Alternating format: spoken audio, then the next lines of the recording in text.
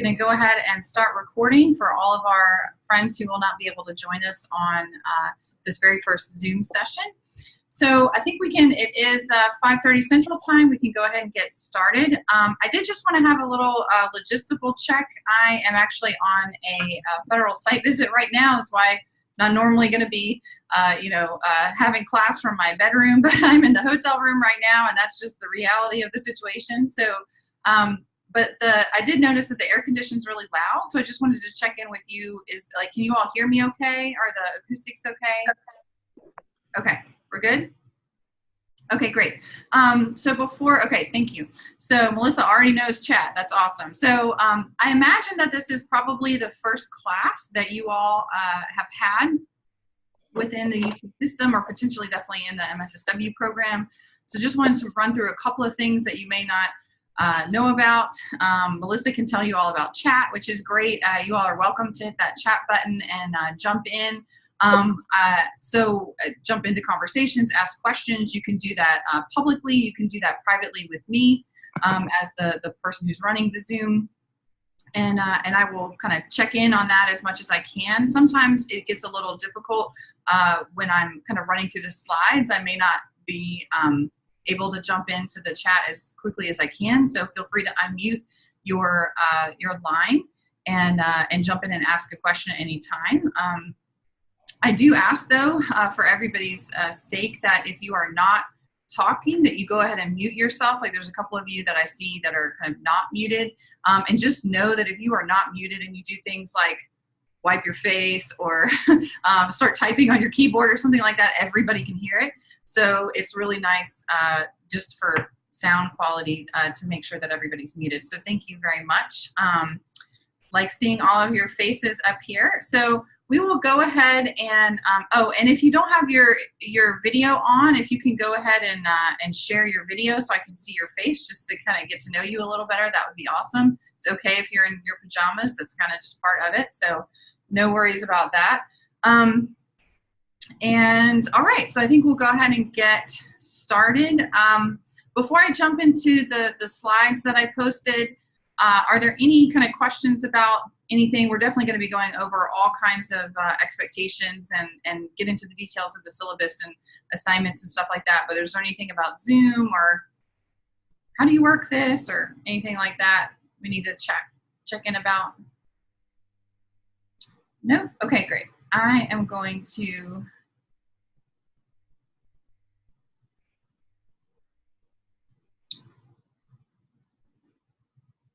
Oops, I do not.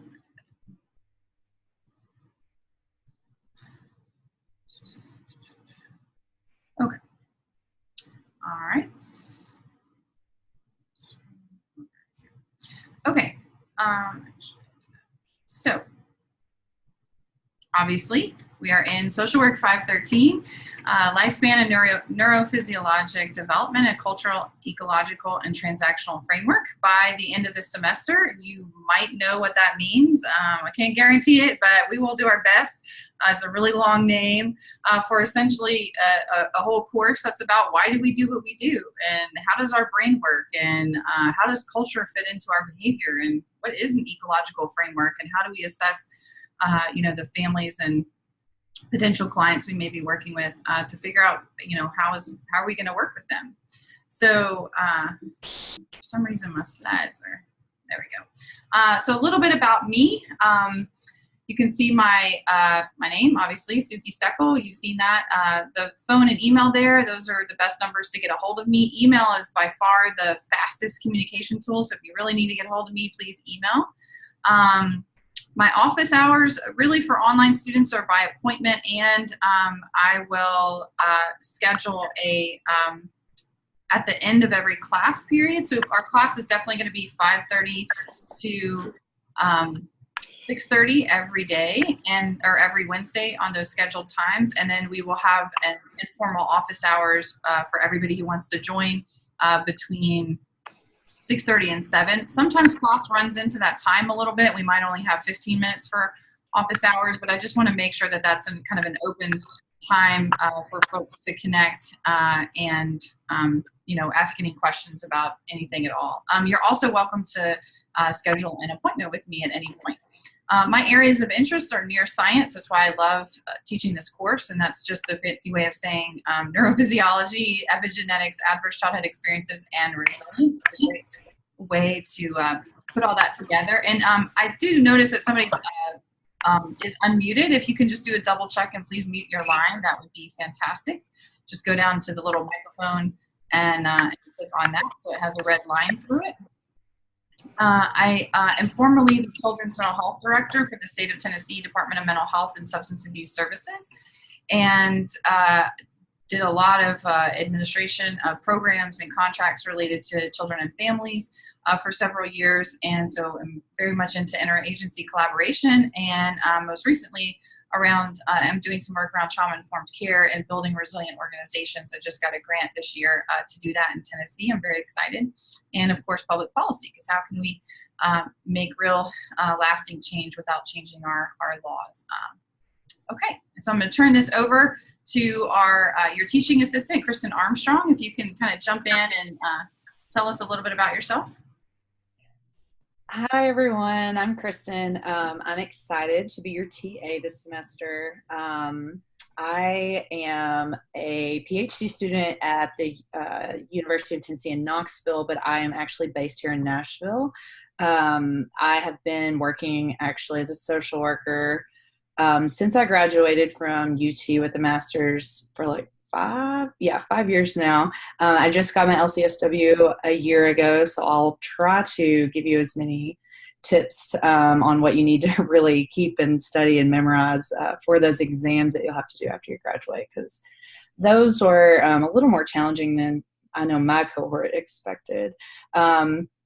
I've mostly worked with severe and persistently mentally ill patients, mostly with psychotic disorders. I've done inpatient social work and outpatient social work, but mostly I work in a research setting. So we do intensive clinical diagnostic interviews. As you can see with my areas of interest, it's kind of all with patients with psychotic disorders with schizophrenia, but now we're kind of focusing more on the early stages of psychosis, interested in interventions, particularly family psychoeducation and family interventions, and then also understanding more about the social and occupational functioning and outcomes, and kind of how do we predict how people will do over time. I also work in a neuroimaging lab, so I'm around a lot of people who care a lot about the brain, and so I've been exposed to that more than your average social worker, I would say. I'm really here to help you guys, to help support you, to help clarify anything that maybe you're kind of struggling with in the readings or whatever it may be. Feel free to email me with any questions like that. I will try to get back to you within a day, maybe a little longer on the weekends, but I will definitely be as responsive as is necessary. So I think that's good. Anything else, Siki? No, that's great. I would just say that just let everybody know that having a PhD candidate serve as a teaching assistant on a course is going to be a rare experience for you in this program. You might have one other time where you have a TA. So I would say students take advantage of it. Kristen comes to us with a wealth of experience, especially a wealth of specialized experience. Like she said, not every social worker gets the opportunity to work in neuroimaging labs and things like that and do the level of research that she's been doing with Vanderbilt University over the last several years. So it's really, I'm ecstatic to have her help out with this course, and she'll be responsible for the next couple of lectures for chapters 1 and 2 from the text and a little bit on the resilience readings for Unit 2. So basically, Unit 2 is in her hands, and so those lectures will be up, sometime later tomorrow, and so you'll be looking out for those. So today's agenda, kind of already mentioned it, but introduction to the course. We're really going to review the syllabus in pretty good detail, and I'm going to talk about frameworks at the very end, which is really, really important, especially as it relates to your group presentation, but really just how you talk about this really exciting material that you're going to be learning about over the next several weeks. All right, so jumping right into it. So some of the basics. Zoom is critically important to our online program. We could not do an online program without Zoom. I absolutely love this technology. Most students find that they love it too. There sometimes is an issue with kind of running out of time when you do Zoom on your end, because I think you have about a 45-minute limit or something like that, but it's really easy to just jump off and jump back on a new line when you're meeting with your groups and working on your group presentations and things like that. So hopefully you will like it as well, but certainly if you don't, let us know. So in this course, we will have 5 live Zoom sessions. These are required. All of the dates are listed on the very last page of your syllabus, which I refer to as the course outline. So if you ever hear me say course outline, think there's a chart, there's a table at the end of the syllabus, and that tells me when I need to do what. Try to do that to be really easy. It's kind of an the semester at a glance.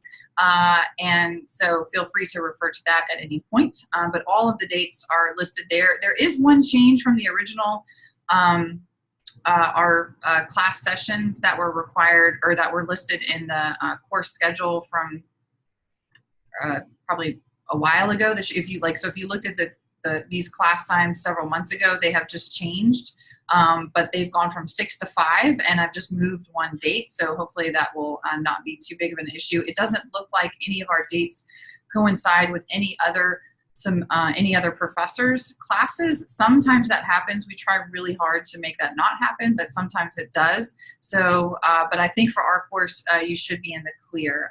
But if you just run into that, please let me know. The Zoom links will always be posted in Canvas under each course unit tab, just like you found the course link for Unit 1. Bravo, you all followed instructions and you're here. Looks like everybody's with us tonight, so very excited about that. And as I mentioned, participation in these Zoom sessions is required. And if you are unable to attend this session, please email me in advance.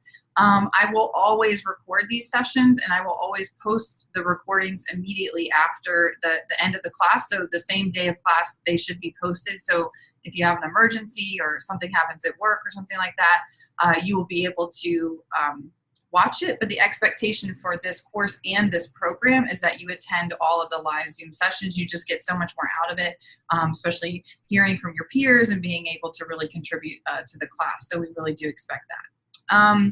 So you can contact me, ask me any questions on Zoom. You can email me ahead of time if you know you have some specific questions. You can just kind of check in with me at any point. If you have interest areas that are similar to mine, I'd love to chat with you. And, so just feel free to reach out and schedule an appointment. Just like Kristen said, I'm here to support your learning throughout the semester. And, I can't really do that if I'm not responsive. So I really try to be responsive to you within 24 hours. Usually later on the weekends and stuff like that, it's between 48 and 72. If 3 days go by and I don't respond to you, it's not because I don't like you or something like that. It's because something really happened and I just didn't see it.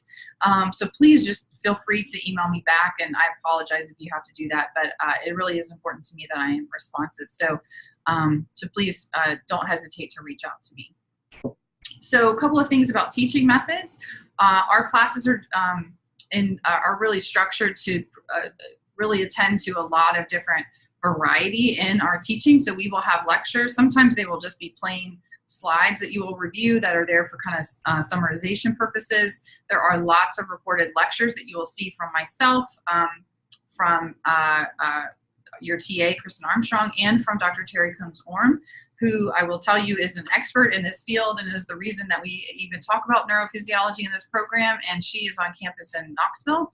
And we have the great benefit of being able to see her talk about epigenetics and talk about resilience and talk about a lot of the first several weeks of the units. And so you will be able to see those will be posted. You can already see, I think I published Unit 3 and her recordings are already up.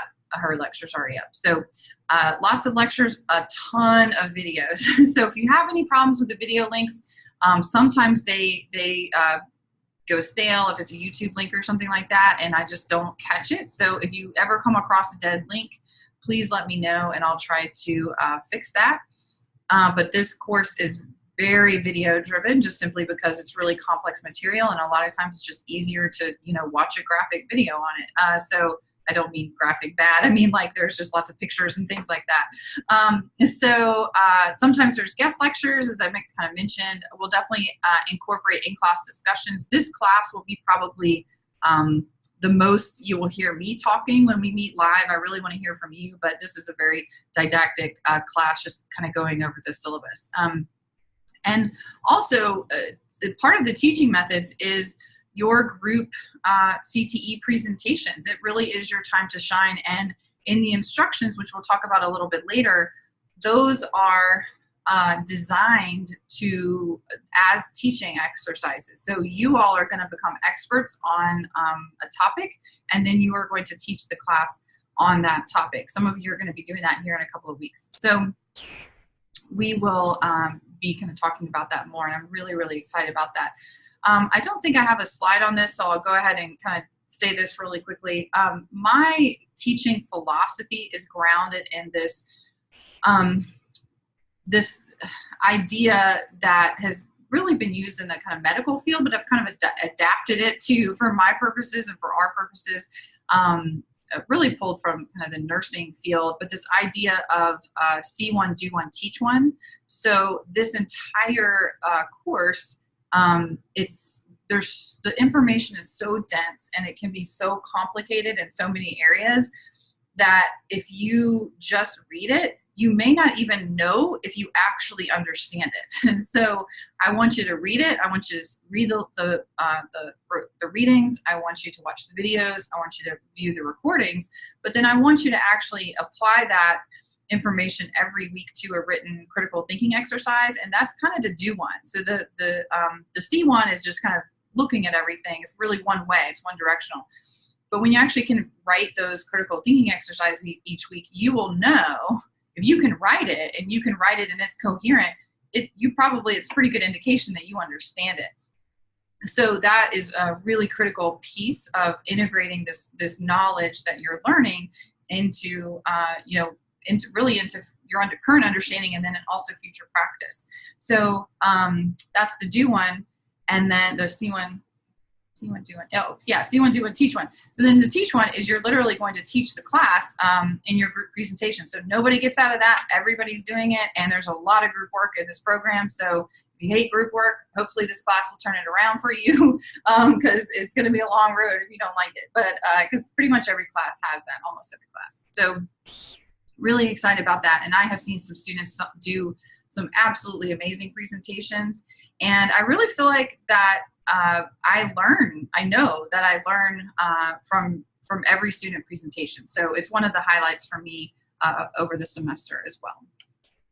I won't spend too much time on this, but I do want to just check in with all of you and make sure that I take an opportunity to talk about really just what the classroom culture for this class is. This class, you will have opportunity to contribute directly to the class through your group presentations, through our in-class sessions, and then also online through discussion boards. And so it's really important that we maintain a respectful environment, that we are, our communication is open and honest, and that we really are actively contributing to really a safe space and a safe place to explore what can sometimes be some potentially controversial or kind of intense issues. So, some of the things that I've heard from students in the past, that kind of like, well, what does that look like? How do we know when we've actually created a safe space? So some target things for you to be thinking about is, really active engagement and listening. If, I can't really see you right now because I'm looking at the slides, but, I would hope that I would see you even kind of fully engaged, even in this online setting. So, if you're kind of doing other things or looking on your phone or not participating, then that's not really active engagement and listening. And so that means that you're not listening to me. It also means that if your classmates are talking, that you're not listening to them either. So that's part of kind of really demonstrating the respect that we would like to see. participation and discussion. Want to hear from all of you at some point over the semester. And respect for individuals and differing views. We all come to social work from very different backgrounds and very different experiences, and all of those experiences are valued and are part of what is going to make you the fabulous social worker that you will be. That uniqueness about you and what you bring to this field is critical. It's gonna be what helps to make you a successful social worker. So respecting that about yourself and about your peers is really important. Sharing the floor, receptiveness, really just want to be open. Try to not dominate conversations, even though I know I'm dominating the conversation right now. It's just so we can get through this material, but definitely we'll be opening the floor. And trust and safety. So if somebody shares something personal in class, which oftentimes happens, certainly don't share beyond what you're comfortable doing. But, just want to make sure that, your classmates don't talk about that outside of class. So those are some of the things I've heard from past students and kind of what I've seen for myself. Are there any other of these pieces that you would like to add to? Anything else you'd like to add to this? You'll have to unmute yourself to talk.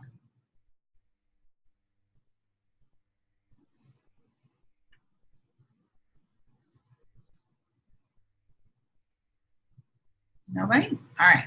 I'll just keep on plowing along. You heard a lot about plagiarism in your orientation, so I'm not going to touch on this. I will highlight this part right here in orange. Review the writing resources module. This is required. There are some wonderful, wonderful resources that are not hard to get through. They're short, but they really do what I think is a good job of differentiating the, what is plagiarism, what is quoting, when do you use quotation marks, when do you not? All of these things really matter. Most of the students that I have seen that I've dealt with plagiarism issues really tried to do the right thing. They certainly were not intentionally trying to plagiarize, but they did it anyway because they didn't know the rules. So at the end of the day, that's still plagiarism, and we still have to process that through our student policies and everything that's under the university code of conduct and all that kind of stuff. So really not knowing the rules is not an excuse. So we just have to kind of say it. So I'm going to underscore it here, and I do think those resources will help you. And also one thing that is surprising for some students you may not have come across in your undergrad program is that your PowerPoint presentations will also be run through the Unicheck plagiarism software here at the university. So plagiarism in a PowerPoint is looked at just the same way it is in a written paper. So sometimes, you might not think, oh, I don't have to, cite the slides and things like that, but I will definitely be looking at that as part of your grading rubric for your group presentation. So think about that too. And also even on the discussion boards, if you kind of go through some big long thing, it's going to be a really good idea you don't have to be as strict with that, but if you're, don't ever put somebody else's work out as your own. So really those citations are really critical in this program. Any questions about that? Okay, let me know at any point if you do. Okay, so what is 513 all about? Well, it's required, but there's reasons that it's required. We'll talk about those. We do talk about human development and behavior. I like to talk about social workers as being experts in human behavior. And so this is really, that's why this is a foundational course, is how are you really going to understand how best to work with people and with humans if you don't really understand kind of what makes us tick. And I know that is probably what drives many of you into this field. So this should be a really good course for you to sink your teeth into. We also cover things like risk and protective factors. You'll dive right into that next week. Neurophysiologic development across the lifespan. So how does the brain influence our development, our behavior, what's going on? How does our brain change? We'll be talking about all that. And the influence of environment on these processes. One of the things you'll talk about next week is the ecological perspective and the person and environment. And if we don't understand how environment impacts human behavior, we're really missing a huge piece. So that's definitely a lot of what we will focus on.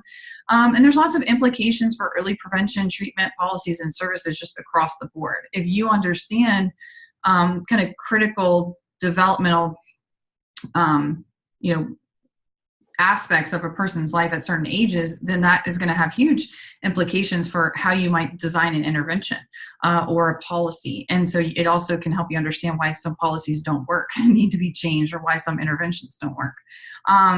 Again, we'll talk about the risk and resilience framework. And it's a recent thing that I've added into this course is all of the information from frameworks, which is about learning effective communication strategies for practice across settings. So a lot of this material is critically important for understanding human behavior, but if you cannot talk about it effectively with a wide variety of audiences, it's almost like, why do you even know it? Like, why do we even bother with educating you on this if we're not also educating you on some effective strategies for talking about all of these things.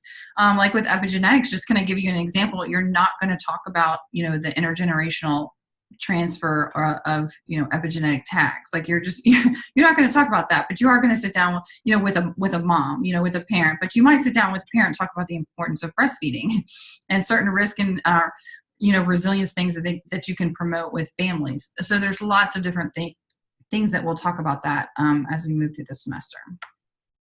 Kind of covered most of this, but just to kind of add that this, just something to think about, that just kind of going on to the very last bullet, this course really does prepare social workers for evolving policies and practices based on new science and to be change agents in the field. And one thing I want to stress at the very beginning of this course is that everything that we are going to talk about, all of the articles that I put in front of you, the textbook, it's the very latest edition. I really try to keep the material as updated as possible, but just know everything you're learning in this program and thinking about, psychological theories and theories of development, it's the best thinking of our time. What we know about epigenetics, it's the best thinking that we know right now. But in a year or two, we're going to have new information, new research, new science. So just know that there's a really critical importance that you have in understanding that we're laying a foundation based on what we know right now, but you are only going to build on that foundation after you graduate and move into the field. And it's going to be really important that you continue your education around these topics, because especially, with the field of epigenetics, it's just kind of, blowing everything wide open. And there's just so much information that we now know that we don't know. So all of that's going to be coming to light in the next many, many years. Course competencies, these are in your syllabus. Know them, love them. I will refer to them on occasion, but all of the assignments in your course, in this course, are really built around making sure that you're meeting these competencies. The required textbook, I'm going to unshare for a second. The required textbook in this class is this book, Ashford and LaCroix. 6th edition was published in 2018. There are a couple of different versions of this book that you may purchase. You may purchase the textbook, and you may purchase the ebook. And so I really left that up to you all. So I kind of wanted to do an informal poll, and feel free to throw this in on the chat or unmute and let me know. But I'm curious, which versions did you all go with? Did you all purchase the hard copy textbook or the ebook version?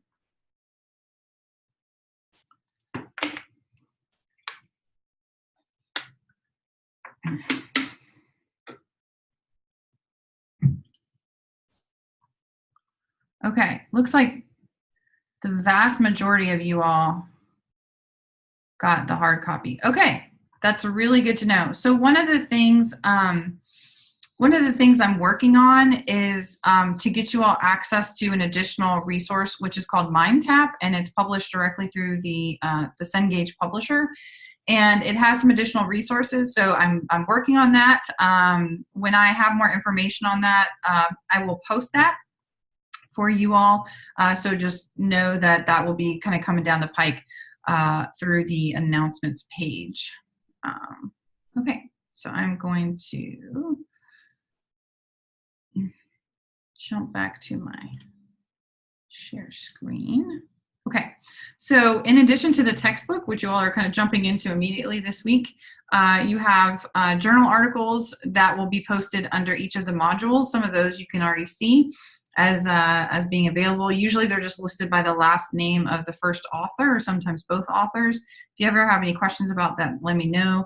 If I have not posted a reading fast enough for you, chances are you can just Google it and find it, or find it through the UT libraries, or just email me and let me know. I'll try and get it up for you. But they're all there. It's just a matter of me kind of publishing them, and I just honestly try to not publish everything right, and it just gets overwhelming. There's a lot of stuff, so I don't want you to all to be overwhelmed. I also highly recommend that you get the APA manual. It will help. The sooner you learn APA, if you don't already know it, the easier this entire program will be.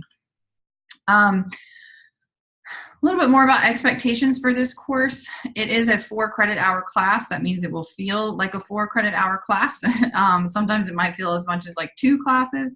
So expect to work 10, 12, sometimes 15 hours per week in this course. And this course is really a grind in a lot of ways. It's really like you really need to understand your own needs, your own self-care, really what kind of how you study best, how you manage your schedule best.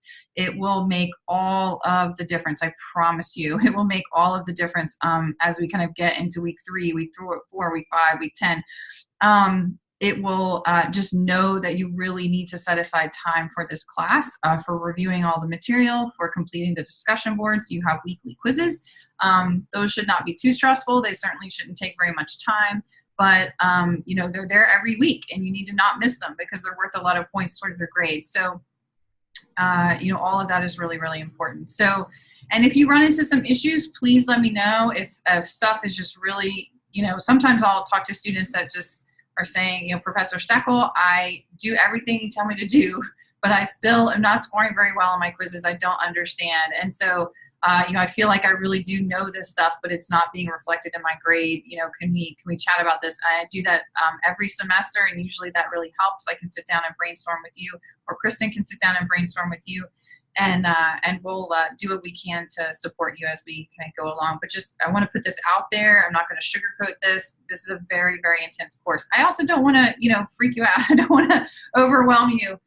But there's a lot of material that we need to get through. So some weekly expectations. So this is a good slide for those of you who really like a checklist. So just know every week you're going to be learning vocabulary. You're going to be doing your required readings, reviewing the lectures, doing the critical thinking exercises on your own. The quizzes are going to be due every week. They are due the same day as class, so by 10 p.m. It's very important to me that y'all go to sleep. So some instructors will have midnight, but I just simply refuse. It's really important that you get to bed as early as possible in this very demanding program. So those deadlines are always 10 p.m. on the day of class. So this time next week, you will have your first quiz due. You have 5 discussion boards, which we'll talk more about in a minute. And those are due on the schedule that's listed on the course outline.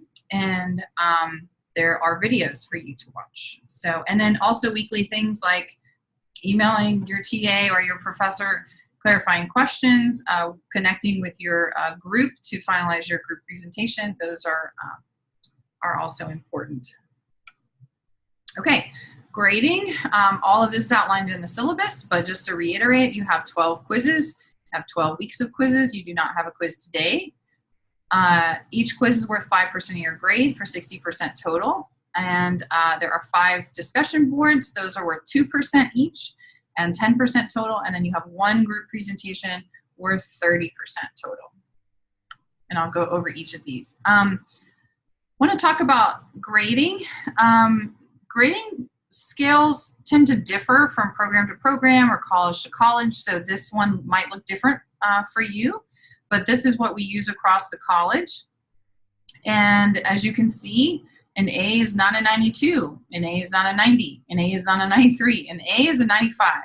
And most students don't get A's because A's represent exceptional work. And many, many students are in the B plus range or the B range. That's probably where most students live, and that is a great place to be. There's absolutely nothing wrong with that. And I know for those of you who are coming into this program with a 4.0 GPA, that might feel a little scary, the idea of not getting an A in something. But it's going to take a lot of stress off if you're not totally, striving. I mean, I would love for all of you to strive for an A. I would love for all of you to get an A. That's great. But just know that an A is not standard. That's really what a B is for.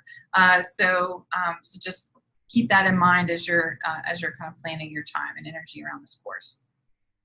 Already kind of mentioned the writing resources. Let's skip through that. Okay. So I want to go through the syllabus and Canvas course site a little bit. So jump right into the CTEs. I kind of already talked about this, but wanted to reiterate that you have the opportunity to complete critical thinking exercises on a weekly basis. And there are more detailed instructions on the Canvas site under the overview of CTEs module. And these are not graded. You do not have to turn these in. And I know it might sound strange that I'm asking you to do work that you do not that I don't look at, but I'm asking you to do work that I will not grade and that I will not review. The reason I'm asking you to do this is because you, as I said, you will know this material if you can write it down. And so if you do these CTEs every week, I can guarantee you that you will do better in this course. Doing these CTEs every week, you can think of them like helping you prepare for the quizzes. It's like studying. So don't think of this as something separate. Think of this as like, wow, I'm actually learning how to apply this information. I must really understand it. I'm probably going to do really good on my quizzes because the quizzes are about the readings and the CTEs are asking me to apply the information from the readings to a real world scenario. So, so just know it's available to you as a learning tool, but it is not something that I will be grading on a weekly basis. That's what the quizzes are for. So you have any questions about that?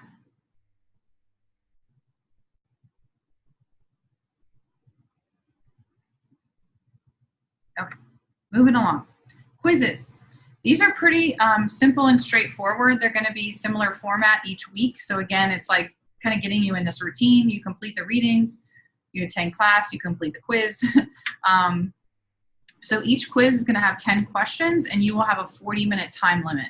I expect for most quizzes to be completed in about 20 minutes.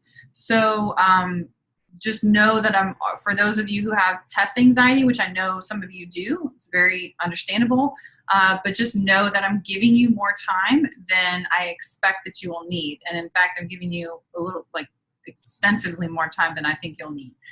So if you start to stress about that clock, just remember that, you should probably be finished in about 20 minutes. Each quiz is going to be worth 5 points. The format of the quizzes are going to be multiple choice, true, false, fill in the blank. There will not be any short answer questions. It will all be just, kind of multiple choice.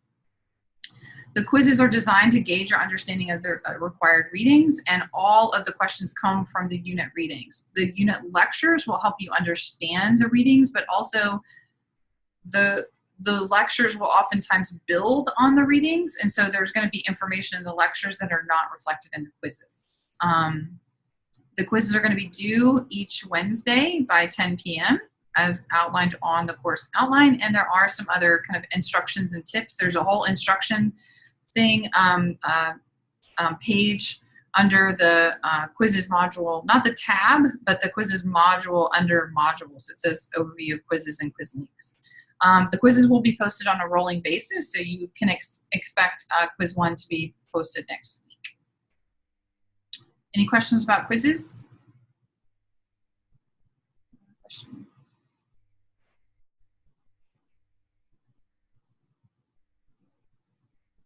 So, okay, good question, Jennifer. So her question was, so should we aim to complete the quizzes after the lecture? That's entirely up to you. I really try to be intentional about the timing of this. I know it might feel really overwhelming, and for that, I'm sorry.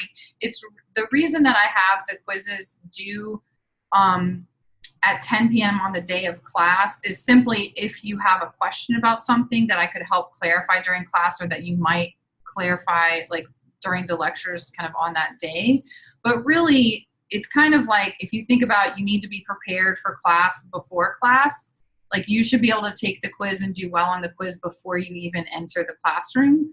So technically I could have had the quizzes due on Tuesday, before our classes on Wednesday. So I don't want you to get too focused on the lectures supporting the quizzes. It really is about just how you do on the quizzes. Really, they're kind of considered like reading quizzes. They're really a spot check for you to see how well you're understanding the reading, really without any additional kind of help and support from me. It's really like an individual measurement. So don't get too focused on the lectures.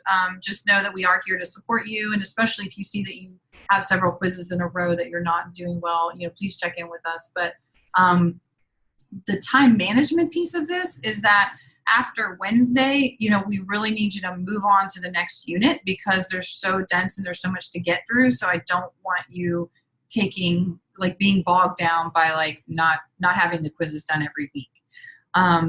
So that's probably a long-winded answer to your question. I hope I answered your question, but the goal really is to do the readings, get them done by Wednesday. If you can get them done and take the quiz by Tuesday, that's even better. Then you can kind of, if we have class that Wednesday, most Wednesdays we won't have class. So it's really about kind of how you manage your own time on most of the weeks. So just know that like you have 7 days really for each unit to move through. But I think we have one break in the schedule. Oh, one other thing about the quizzes is if you miss them and the deadline passes, like that's it, and that's in the syllabus. So so the first quiz will be due 8/29, and that will be posted in the next couple of days, probably towards the end of the weekend. So I'll say that again. If you miss a quiz, you miss a quiz. So this is really about managing your own time, and I have due dates for the quizzes because you really just need to move on from that material. It's very intentional on my part and how I design the course. So it's really important that you take on this time management issue for you, and you really figure out what you do to make sure that you don't miss those quizzes. Obviously, the syllabus does cover some extenuating circumstances, which you will need to let me know about. Those things are like a hospitalization, a death in the family. Those are like really intense things. Things like I forgot or my computer broke or something. Like none of those things are going to get you more time on the quiz. So discussion boards. So we will have 5, as I mentioned, and there are some pretty detailed instructions about those on Canvas. And the rule here is just follow that grading rubric. Every assignment in here, except for the quizzes, has a grading rubric. So really important that you understand those on the front end so that you can maximize your points. So Kristen, do you have anything to add about the discussion boards? I think I will just say that I will be creating those and grading them, of course, with Suki's approval, but there's only 5, and the real point of them is to apply what you're learning and to think more critically. So unlike the quiz where it's a little more rote memorization or, understanding the material, it should go a little beyond that. And for each one, you'll need to create 1 new thread and then reply to 2 of your classmates. And I would just say the earlier that you contribute to those, the better, because we can have a much richer discussion. And just be really respectful of everyone. Just keep that in mind. It's really, really important because everyone's going to have a lot of different opinions for sure. So I look forward to the opportunity to discuss things with you guys deeper. Yeah, thank you, Kristen. It's really, one of the things about an online format is that I don't see you every week. We don't see you every week. You don't see your classmates every week. And so the discussion boards are really a great kind of auxiliary opportunity for you to connect with folks and to really dive deeper into the material so you can figure out, do I understand it? What are other people saying about this? Wow, I never even thought of that. So it really is, it's not perfunctory. I know that they might feel perfunctory when you're kind of, oh gosh, I have to do 1 thread and then reply to 2 threads. But really, it's really there to enrich your understanding of the material and just really your, yeah, it's a really good opportunity. I really hope you all take it really seriously. So the question from Ashley about expectations of responses, so that really is covered in the discussion board overview that's on Canvas. It's a one-page document. If you can't find it, should just be under the modules. And so there are some pretty clear expectations about kind of don't write a book, but do write more than a sentence, and definitely don't parrot back other people. You know, there's none of this like, yes, I agree. Like that's not really a response. So there are some kind of more specific things about that. Okay. And there's also a grading rubric in that document as well. Okay, now for my favorite part of the semester, group presentations. I love them. I love them because I actually feel like I really get to know you and that I get to hear from all of you, and being able to engage with you in that way is really exciting for me. So I will also tell you that there's been some CQI around this assignment. So I hope that this is kind of the best version of this assignment that it's been so far. There are a lot of more detailed instructions about the presentation on Canvas, so please, please, please read those ASAP. And there is also a very detailed grading rubric, which I think I'm on Eastern time, so I'm a little bit confused. Okay, so we have about 40 minutes left. I think I will actually spend a little bit more time explaining this because it is 30% of your grade, so it's a really good thing to get right. It's a really not good thing to not get it right. So I'll run over this slide, and then I'm going to jump over to Canvas and can show you the ropes with everything on there for those of you who've not checked that out. So you have already been assigned groups. Those assignments are in Canvas. You just click on the People tab. Feel free to jump over there and look at that now if you want to. That will show your assignments and or show your group assignments. I will tell you that there's probably going to be one change to that, so don't get wedded to your groups just yet, but I will make that change here in the next week, or probably even today, actually. I just need to probably move one person into an earlier group, and other than that, they should be pretty static. So you will develop a 20 to 30 minute presentation on the CTE, which I'll show you that list in a second. And that the presentation will include a kind of a class challenge question or an in-class activity if that's applicable for those of you who will be presenting on class days, which I believe is groups 1, 4, and 7. Yes. Yeah, groups 1, 4, and 7 will present in class. Everybody else will be posting to the discussion board. The Canvas technology allows for collaborations, which is a great way, and I highly, especially in the online program, really encourage you to use this. One of the things that I hear most from students about kind of problems with group work, so like you refocus on my voice if your concentration is drifted, like let me bring you back because this is really important. One of the biggest problems that I've seen students face in group work is poor communication. The collaborations document, which is essentially just a Google Doc, is available to you through your UTK account, so not through your personal. You can just sign out of everything Google or sign out of everything Microsoft and sign in using your UTK and NetID. You just go to Google Drive, or you can do it straight through Canvas, which you can go ahead and set up on your own. So those documents allow you to have one place where you are communicating all of your information. And one of the hardest things that I've seen from students is people who work all day and have families and then are also trying to deal with group work, be in groups with people who don't work all day and don't have families. And so they have time to, write 5 emails and 15 texts in one day, but then the other members of the group will come and it'll be really hard for them to catch up. And it's just not an effective or an efficient way to communicate among your students, is to kind of have text after text after text and email after email after email. And so this collaborations technology allows you to just kind of do all of that in one document. So you can come up with your own processes in your group about the best way to do that. But this is like, we're kind of handing you a container to put all of that energy into, and then it doesn't get lost, and it doesn't go into people's quarantine or spam folders, and it's just, and everything's there. So I really strongly encourage you to take advantage of all of that and figure out what kind of communication style is going to work best for your group. Okay, so enough about that. If you have any questions about this, it's probably best to contact OIT, but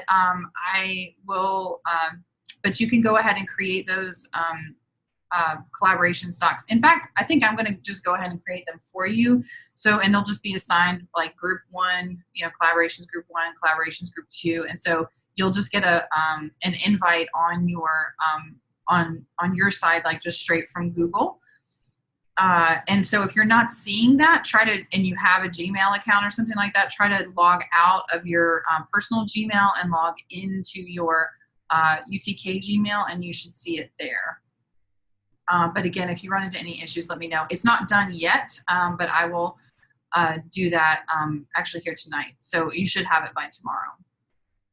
So some presentation. So the presentation kind of expectations should include an analysis of the CTE question, which I'll go over in a second. Concepts and vocabulary from the unit. All of this stuff is really tied together. So the CTE is the real world scenario, and you're going to be applying those unit concepts and vocabulary to that scenario. Each group member should speak at least once and really be meaningfully involved. It should be obvious that everybody really contributed equally. You definitely want to be incorporating the framework's metaphor, talk about that in a little bit, and then a question or activity for kind of really challenging the class to kind of take it to that next level, take it a step further. So as far as submission instructions, and rubric, all of that's on Canvas, but just kind of in a nutshell, the PowerPoint should be uploaded to Canvas on the due date with no changes. So just once you submit it, that's submitted. Because you're in groups, only one person needs to do this, so just talk amongst yourselves and figure out who's going to do that. So there is a space under the assignments tab for you to upload that PowerPoint. Please, you are not allowed to send me a link. Do not send me a link to your Google Doc. Do not send me a link to your online PowerPoint presentation or your, any of that other technology. If you do use that, you're just download like an actual hard copy version, and then that's what you're going to upload, or you can download it as a PDF. But that's the only way for it to run through the software that we need on Canvas. So I can't deal with the link. Sorry about that. So that's step 1 is uploading that PowerPoint. Step 2 is that you are going to upload a recorded version of your presentation. So if we don't have class, how am I going to see you present? So you're going to record that presentation on Zoom. And then you are going to post that on the discussion board by the deadline. We will be creating a thread on discussion board for you to do that. Or actually, you all will be creating that thread, not us. You will just go on and create a thread and post that there to share with your peers. And then your classmates really need to watch that. So you can, and that's really so that everybody can be engaged in the material. And one of the things that Kristen's going to be doing is sending you weekly announcements, and some of those announcements are going to be comments on those posted presentations. So please make sure you get those in on time, and that you all read those or view those. So you can, a little tip here is for you to record the Zoom on an external, or record the Zoom, and then don't try to upload that MP4 file. It's going to be too big. You can actually do it, but it's going to mean you can't really upload anything else in any of your other classes because you have a size limit. So just don't even bother, is my advice, is go ahead and create a YouTube channel and post it up on YouTube. You can do it privately.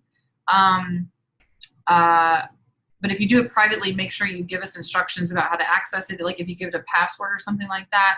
If you do it public, if you post it publicly, it's fine. We should be able to access it.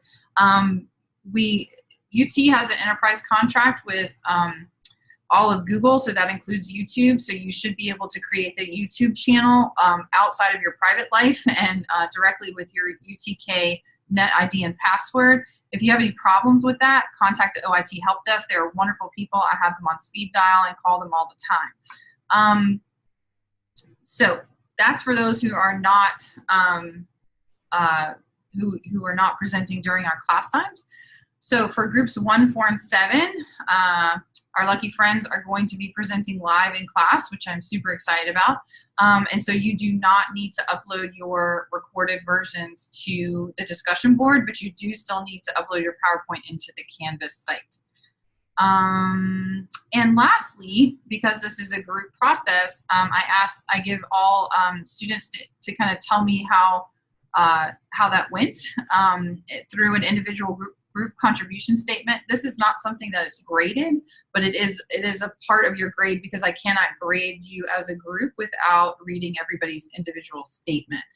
So those are due at the same time your presentations do, and then you upload them under the assignments tab as well.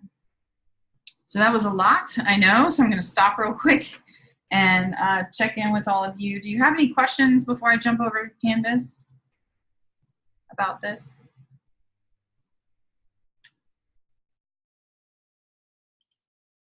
Okay. How are y'all feeling? Take a look. Are you overwhelmed yet? Are you excited?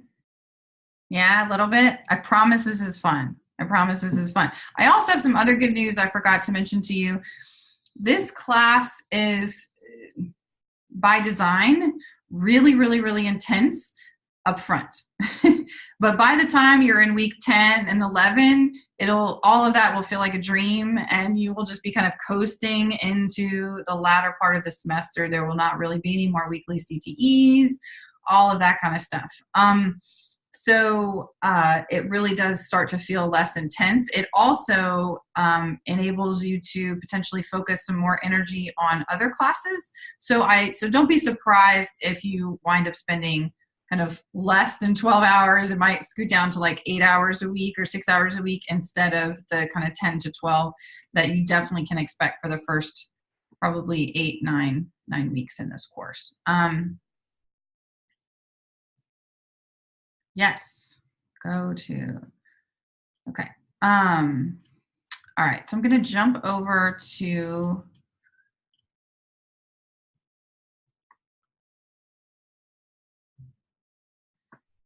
okay. And jump over to Canvas real quick.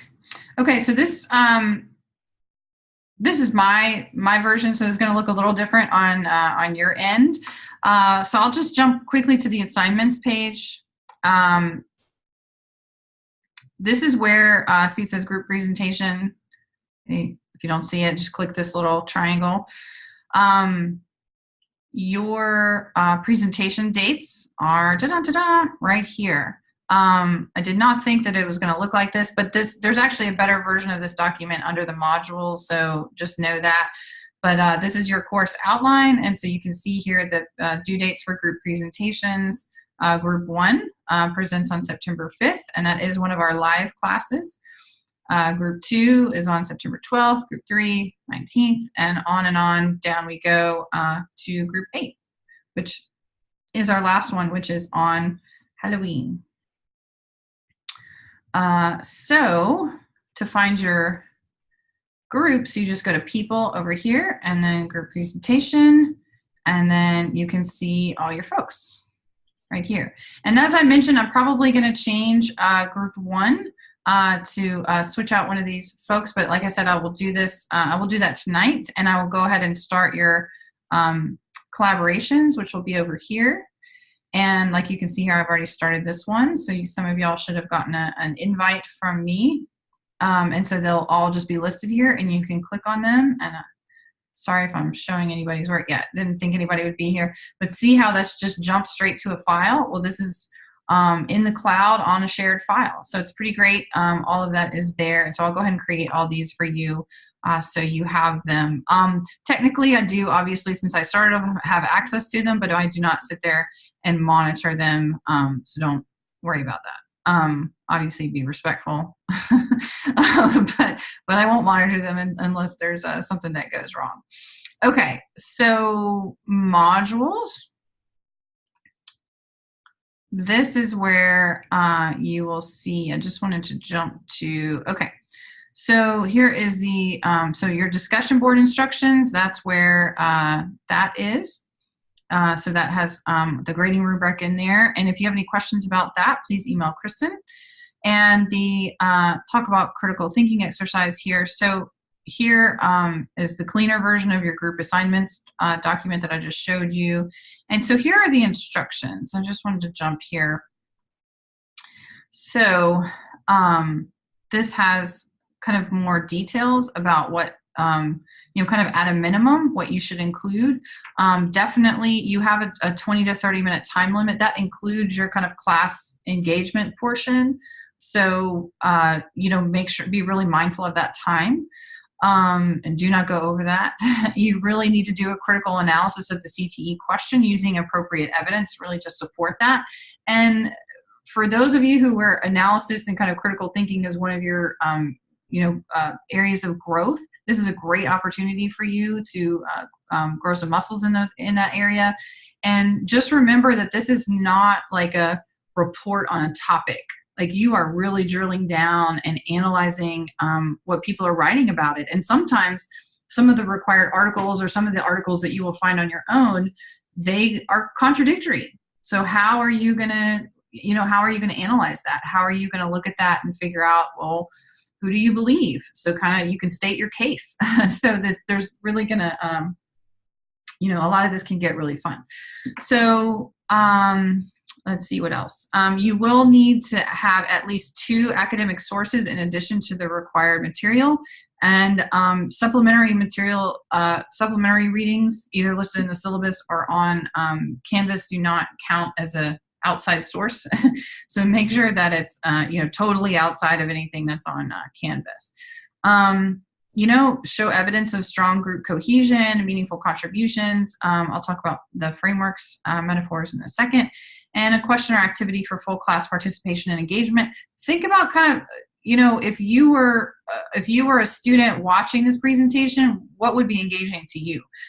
So think about some kind of challenge question to kind of get the you know, get the brain stretching and thinking. So that'll be something for a discussion board. And so students can actually respond to your challenge question on the discussion board. And then if you're presenting in class, you know, that can be some kind of activity or some kind of, you know, challenge question that you can do with students live. So just make sure that it's really an opportunity to kind of engage your peers. So think about that.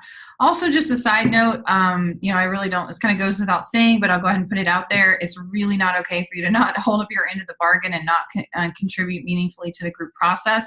So if there is, you know, subpar contributions, disrespect, it's just simply not going to be tolerated. And I reserve the right to grade you on an individual basis.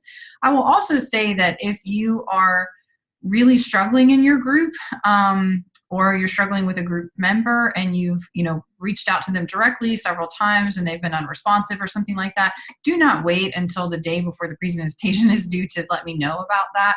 It's a really good idea to let me know, you know, if you run into something and you are, you know, have tried to address it directly with your peers and they're, you know, it's not working out, that's the time to contact me. Do not contact me after the fact and let me know it was a terrible process. You know, you can do that on the individual contribution statement, but that's kind of way too late. So, so please let me know if you are, I do not expect you all to have any issues, but sometimes that does happen. So please let me know if that does occur. Okay. I'm not going to read all of these, but I do want to just let you know that this is where all the critical thinking exercises are. So, and they're by unit. So they're in this, you know, instructions document. And so you can see for unit 3, which is the one that is due on September 5th, that here it is right here. So you are a social worker for an infant in foster care. So here's the little blurb. So that's all it is. It's just this paragraph. And there are some options here for your frameworks metaphor. So you are required to use the resilience scale. You may also use serve and return. So for your frameworks back up here, you need to use at least one. But if you check in with me about using like an additional one, you can do that. Usually one is enough, but sometimes it really does make sense to use two, sometimes frankly three, but probably not three. But if it's bold and says required, then that's the one that you really do need to try to integrate with that, with this CTE. So think about a couple of other tips here for your presentations. Think about the audience. So, it says you are the social worker for an infant in foster care. So boom, right there. That's kind of telling you who you are and where you are in the scenario. And this particular CTE asks about the audience really is this, so you're talking about the probability that the child will repeat his birth parents' histories of drug abuse, crime, and violence. So really you want to think about how would you explain that to these birth parents. So that's really the audience. And you're welcome to also explicate like who your audience is when you're kind of as the intro or kind of the agenda portion of your presentation, kind of setting that context. That's always really helpful. So if you kind of set up the context for us and let us know, here's who you are, here's what you're doing, here's the role that you're playing, that's all really, fine and appropriate. It doesn't have to be like a straight, jump right into the material. It's really helpful if you kind of give us some context and let us know what you're going to be talking about. So you can kind of look here. There's just different, you can see the different units and the different metaphors that you can use for each of these. So the first couple only have one option, and then some of them have two options. So you're just, you're welcome to pick one or the other. You do not have to do two. This one is one. That's one whole one. And then, yeah, that's one. Early childhood, middle childhood has two. Adolescence has two. Yeah, and that's it. I will be posting some other individual CTEs for you all to do that are after the adolescence unit, but you don't really have to worry about them right now. So I'll get those posted later on, but they don't apply to the group presentation piece. Okay. So the last thing on the group presentations before we jump into frameworks, and then we will be about done, is this grading rubric, which this is it right here. This is your grade. So know this, love this, pay attention to this. This is, how I will, ensure that my grading is, fair and appropriate across all of the presentations, and that you all also just know up front how the pieces in your presentation will be weighted. So you can see the weight there in the first column, 10%, 35%. So this really does, organization is really key. You want to clearly construct your argument. What is the logical progression? Like when you go from point A to point B to point C, like, does that make sense? Is it easy to follow and understand? Knowledge is really about the kind of use of appropriate supporting evidence. So critical thinking around your required readings and material, the quality of your analysis, and, use of outside sources. Application is really like, how are you applying it? And, one of the things that students struggle a lot with the CTEs is keeping this balance between a kind of the application piece and the kind of content or sort of substantive piece. So some students will get really focused on making sure that we know that they have read every vocabulary word and that they've used every kind of course, reading and all of the, like, they're going to tell us all about the readings, and so-and-so said this about it, and so-and-so said that about it in the reading, and look at all this stuff that we know, but then they don't answer the question in the CTE, and they don't apply it to that real world scenario, which is really the whole point. And then some students focus so much on the application piece that they sort of lose some of the articulation around the required material. So it's like sometimes it can kind of go either way. So really, really, really focus on that balance. And the rubric is here to help you focus on that balance, but sometimes it's still challenging. So this is a good kind of spot check for you all to focus on as you're developing your presentations to make sure you're staying on track. frameworks, we really want you to use that metaphor appropriately. The reason we want you to use it appropriately is that's evidence-based. There has been so much research around these metaphors. They are not there for you to just go make up another metaphor. They're there for you to use the metaphor as they are designed. And there's a lot of material on Canvas about each of the metaphors, and most of them, not all of them, but most of them have videos that go along with the metaphors that help to explain them. And then quality of presentation is kind of self-explanatory. APA format. APA is absolutely required in your PowerPoint slides. Correct in-text citations, just as you would a written paper, and a references page, just as you would a written paper. And then again, the group participation. So when you get your grades back, you will, kind of have checks or check minuses, check pluses in these different areas, kind of indicating the range of, points for that area. And then this is just sort of my notes. I'll be giving you strengths and areas for improvement, your final grade. And then this is also another kind of grading anchor for you about, like once you see your final grade, you can come here and say, okay, I got a 92. That means I basically had a clear understanding of the course material, in-depth analysis, and I generally met the expectation for the assignment. In some cases, even exceeded the expectations in some areas. So this is kind of a good anchor for you to kind of do a check once you actually know what your final grade is. So that kind of goes all the way down. And that's it for the grading rubric. Do you all have any questions about this? I know sometimes I get students who've never really worked with a rubric before, so it might be something new, but try to make it kind of clear. Any questions?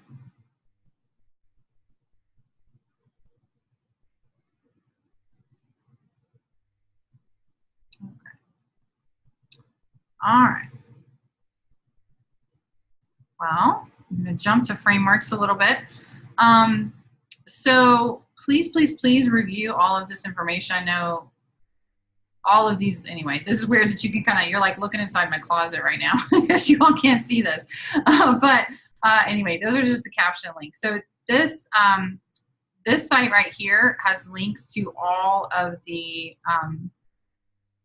metaphors and, or at least all the ones that have videos.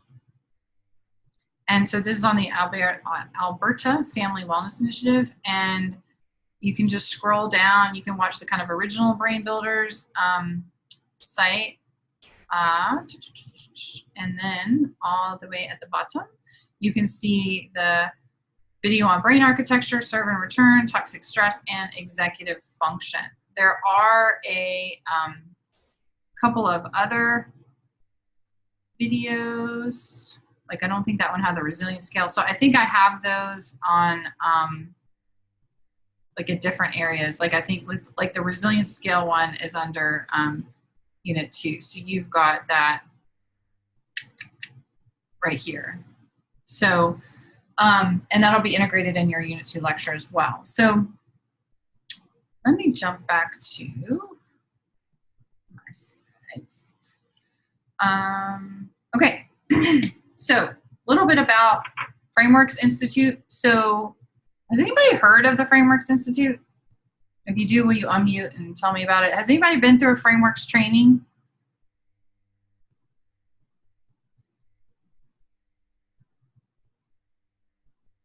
Nobody? Okay. Well, in a nutshell, the Frameworks Institute is a national institute for the study and application of communications science, and they go above and beyond using a strategic frame analysis process that they have designed that is a very intense kind of study and research on how people hear certain messages and hear certain things.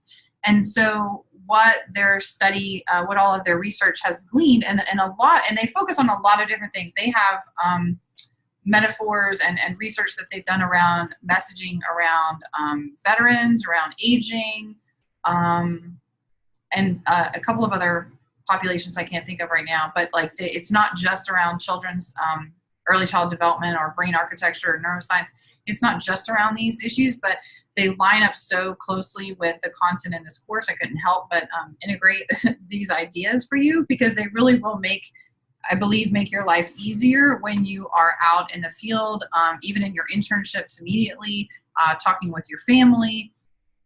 It's just really important to understand and think critically about, when we're talking about, early childhood brain development. Like, so you're sitting down and talking to a mom, and you start talking about, how the brain develops in the brainstem and the amygdala and the prefrontal cortex and this and that. Like, is that mom really understanding what you're saying? It could be. They might be, or those parents. But is there a different way to talk about that? And are there ways that have been studied to talk about those things for all lay audiences? And Frameworks has really taken all of that pressure and all of that guesswork out, and has kind of done all of that legwork for us. And I can tell you from a practical standpoint that the state of Tennessee very strategically integrated Frameworks messaging around the needs for services and supports for children, especially around preventing and mitigating adverse childhood experiences. And it has generated $2.5 million in recurring funding to support ACE initiatives across the state. And that is really greatly, and I'm not exaggerating, a lot of that is because we learned how to talk about this at the state level and train people about this at the state level to really create messages that were palatable to a wide variety of audiences. And even to the degree, like, I say the word brain architecture, it kind of maybe immediately makes sense to you, but it's not a technical term. But that's a Frameworks concept, just to think about child development or early childhood development in terms of brain architecture and kind of strong or healthy, foundational architecture of the brain. I mean, that's because people did not understand through their research, they didn't understand the word development.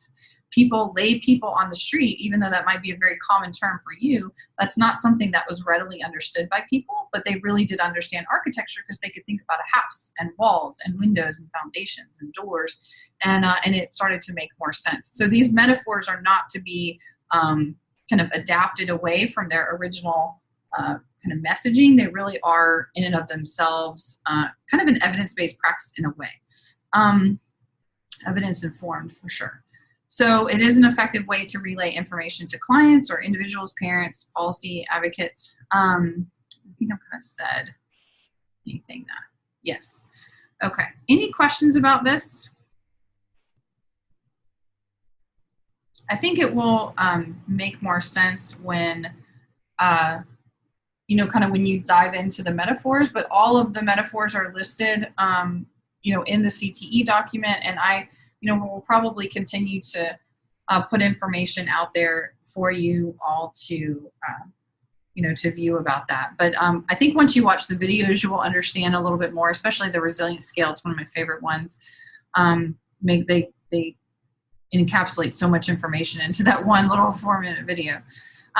Okay, so this is pretty much it for the class tonight. So do you have any questions before we go? I would love to kind of hear from you if any of that made sense. We kind of covered all of the expectations around the syllabus and Canvas and assignments and textbook.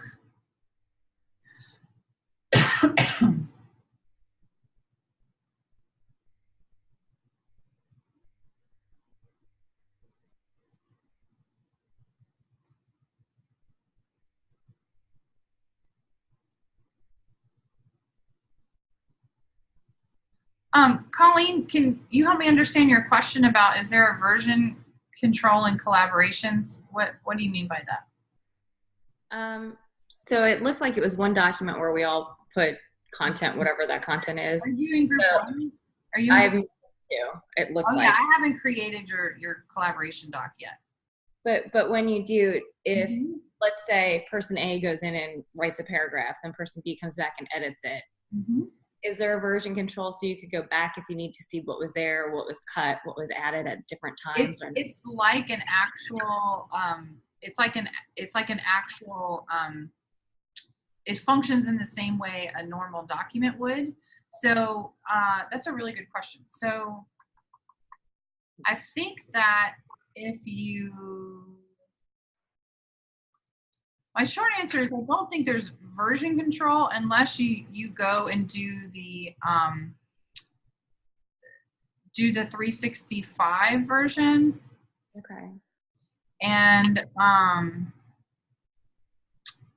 because I feel like if you were in the online version of Microsoft Word, like you could just click like track changes and then you would be able to see it that way. You also have the option of using it kind of simply as like a landing pad. So, you really, it's really up to your group how you use it. So if you want to use it as just a place to collect information or to create like an outline for your presentation, but then you create a separate, kind of final PowerPoint or something like that, you're welcome to do that. It really is for your benefit. So it's not like you have to only create your final product like in that collaboration document and then like save that and then it's done. It's really about a communication tool for you all to use to make sure that things don't get lost and that you have, because you're online and everybody's in different time zones and states and stuff, that you can kind of have one central place that you can always go to kind of dump background research and have notes from your conversations. If somebody can't be there, you can say, Wednesday, 9-2, this is what we talked about. It's like, it's a place to just kind of collect everything. I gotcha. Okay. All right. But feel free to kind of experiment, and if you find an answer to that question, maybe let us know what you come up with. Because I think in Google Doc, I'm not sure that you can do that, but you have an option. Now, I said I was going to create them, but now that you say that, I kind of want to, okay, I'm going to share screen again and show you all something. So when you are here, so I'll just go out so you can see what it looks like, and it's not. Okay, so you click on collaborations, you go to start new collaboration, it says collaborate using, you have an option. So you can do Google Docs. I don't recommend Google Apps. Or you could do Microsoft 365, which means that's basically like a Microsoft. Oh, wait. Was it not? Is that a lie? Did I just lie to y'all? Oh, yeah. So you'd have to log in. But you should be able to do that. So I might maybe check in with your classmates. You can email your classmates through your inbox and, find your folks. Like if you figure out who's in your group, you can email them within Canvas, or you can go to your normal UTK and email them if you want to, just to figure out, do you want to use Office 365 or do you want to use Google Doc? I just be honest, I have not used this 365 before. I actually just learned that this was an option. I've only used the Google Doc. So let's actually look and see if there's a track change option. It's a really good question. Oh yeah, probably so. Tools. Well, there might be. Editing. Here we go. I've actually used this as a collaboration document. Okay. And it does show you who makes what changes, and you can see everything they've typed. It like highlights it by color, by person. Perfect. So yeah. Perfect. See, I don't actually have to use it within here because I have like my other tools. So that's extremely helpful. Thank you for sharing that. So actually, well, I'll just ask y'all, I'll just kind of throw this back to you. Do you want me to go ahead and create the Google Doc or the collaborations for you in Google Doc, since now you can see like who does what, or do y'all want to do that yourself? I kind of thought it would be easier if I just went ahead and did it. I see one head nodding. See, Angela, is that a yes for other folks? Y'all want me to go ahead and create it? Y'all want me to do something for you? I'm happy to do something for you. Okay.